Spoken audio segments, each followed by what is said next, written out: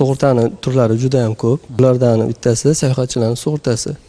Mijoz sug'urta kompaniyasiga ofisiga tashrif buyuradi yoki rasmiy saytiga kiradi. U yoqdan sug'urta mahsulotini sotib oladi, kerakli ma'lumotlarni kiritib. Sotib olgandan keyin mijoz Turkiyaga chiqib ketdi deylik. Sug'urtani boshlanish muddatlari bo'ladi. Bugun sug'urta yozayotgan bo'lsangiz, bugundan boshlanmaydi. Onlayn sug'urta turlarida. Ertasi kundan boshlanadi. Chet elga chiqib ketdi, chet elda biron bir hodisa sodir bo'lib, yiqilib tushdi, oyog'ini qayirib yubordi. Shu vaziyatda sug'urta polisida ko'rsatilgan telefon raqamlar bo'ladi. Sug'urta kompaniyalari chet elda o'zini nomidan mijozlarga xizmat ko'rsatadigan assistens bilan shartnoma tuzgan bo'ladi. Shartnoma asosida bizning mijozlarga xizmat ko'rsatadi. Telefon raqamlariga telefon qiladi, bo'lgan vaziyatda aytadi, qayerda turganini aytadi. Yonida klinika bo'lishi mumkin 3 ta yoki 4 ta. Assistens qaysi klinika bilan shartnoma tuzgan bo'lsa, o'sha klinikaga yo'naltiradi. Yo'naltirgandan keyin sug'urta polisini borib ko'rsatadi. U sug'urta polisida limitlar belgilangan bo'ladi. Misol uchun, sug'urta kompaniyasining polisi bo'yicha 60 ming yevrogacha sug'urta qoplamasi bo'ladi. 30 ming yevro tibbiy xarajatlar uchun bo'lishi mumkin. Qolgan summalar transport xarajatlari va boshqa xarajatlar uchun qoplanishi mumkin.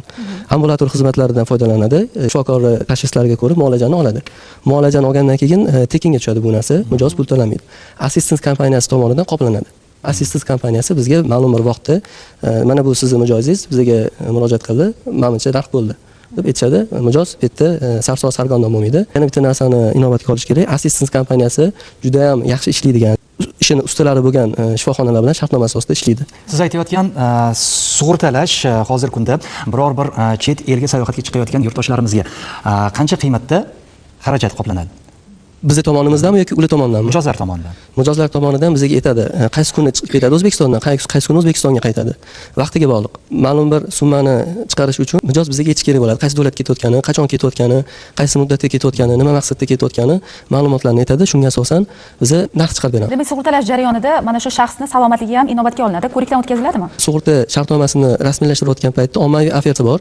Hujjat imzo chekiladi. Shunaqa ommaviy ofertaga galochka bosib, bu degani bu ichidagi shartlarga roziman degan. Roziman sug'urta polisini agar rasmiy saytdan sotayotgan bo'lsa, rozimani belgiladadi.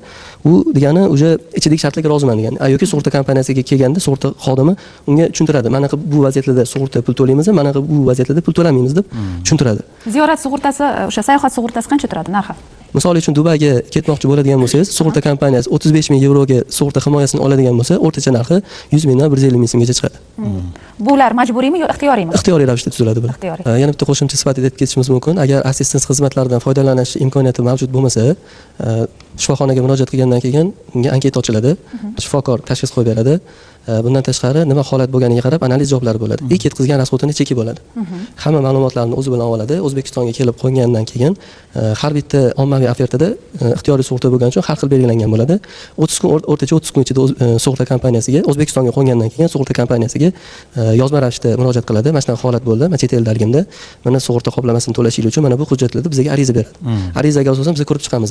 Shartnomaga, ommaviy ofertaga ko'ra biz to'laydigan joy qismiga to'g'ri kelsa pul to'laymiz. Yo'qmasam mijozga tushuntiriladi.